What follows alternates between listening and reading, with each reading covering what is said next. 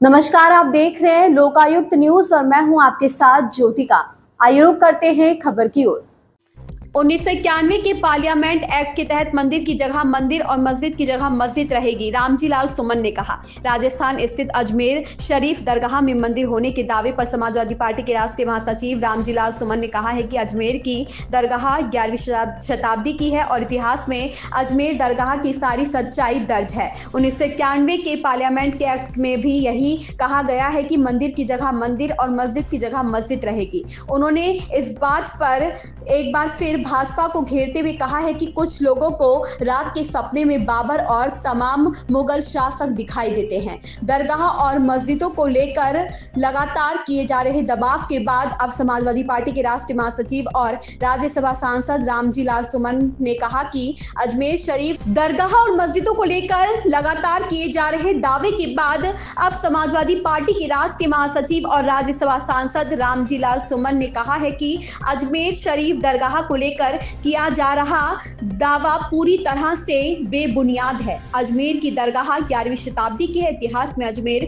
दरगाह की सारी सच्चाई दर्ज है। हिंदू राजा भी यहाँ हकीकत करने आते थे। इसी के साथ उन्होंने कहा कि 1991 के पार्लियामेंट की एक्ट में भी यही कहा गया है कि मंदिर की जगह मंदिर रहेगा और मस्जिद की जगह मस्जिद रहेगी। राष्ट्रीय स्वयंसेवक संघ के मोहन भागवत में भी 2022 में कहा था कि हर मस्जिद दरगाह के नीचे खुदाई करना सही नहीं है।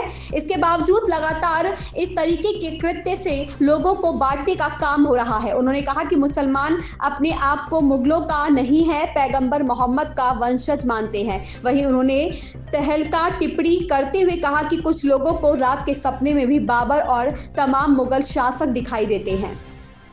क्या आपको हमने नोट दे दिया है और हम ये कहना चाहेंगे कि कुछ तत्व हमारे देश में सामाजिक सद्भाव को बिगाड़ने में लगे हैं। हमारी गंगा जमनी जो सभ्यता संस्कृति है उस पर हमला कर रहे हैं। अभी हाल में अजमेर शरीफ की दरगाह का मामला था, उसमें भी कोई सिरफिरा व्यक्ति कोर्ट में चला गया है और उस पर खुदाई की बात कर रहे हैं। ये अजमेर शरीफ की जो दरगाह है, इस दरगाह पर दुनिया का कोई बड़े से बड़ा आदमी ऐसा नहीं है जो न गया हो। जब महात्मा गांधी हिंदुस्तान के भ्रमण पर थे, वो महात्मा गांधी भी अजमेर शरीफ की दरगाह पर गए थे। हर साल प्रधानमंत्री की ओर से इस पर चादर पोशी होती है। कोई गवर्नर, कोई चीफ मिनिस्टर ऐसा नहीं हो अजमेर शरीफ की दरगाह पर न गया हो। और हमारी तकलीफ वो ये है कि ये दरगाहें चाहे ग्रामीण अंचल की हो, आगरा शहर की अबू लाला की दरगाह, फतेहपुर सीकरी में सलीम चिश्ती की दरगाह, ये दरगाहें हिंदू मुस्लिम एकता की प्रतीक है। और मैं निश्चित रूप से कह सकता हूँ कि इन दरगाहों पर जो हाजिरी होती है उसमें हिंदुओं की संख्या कहीं ज्यादा होती है मुसलमानों से। वहाँ वो मन्नत मांगते हैं, इनका अटूट विश्वास है। तो आज सबसे बड़ा सवाल यह है कि हमारी गंगा जमनी संस्कृति है, परस्पर भाईचारा है, हिंदू और मुसलमानों के साथ का जो रिश्ता है वो रिश्ते को कलंकित करने का कुछ लोग प्रयास कर रहे हैं। कुछ लोगों को तो सोते में बाबर और मुगल सम्राट दिखाई देते हैं। ये 11वीं सदी की दरगाह है। मुगल हमारे देश में 15वीं सदी में आए थे।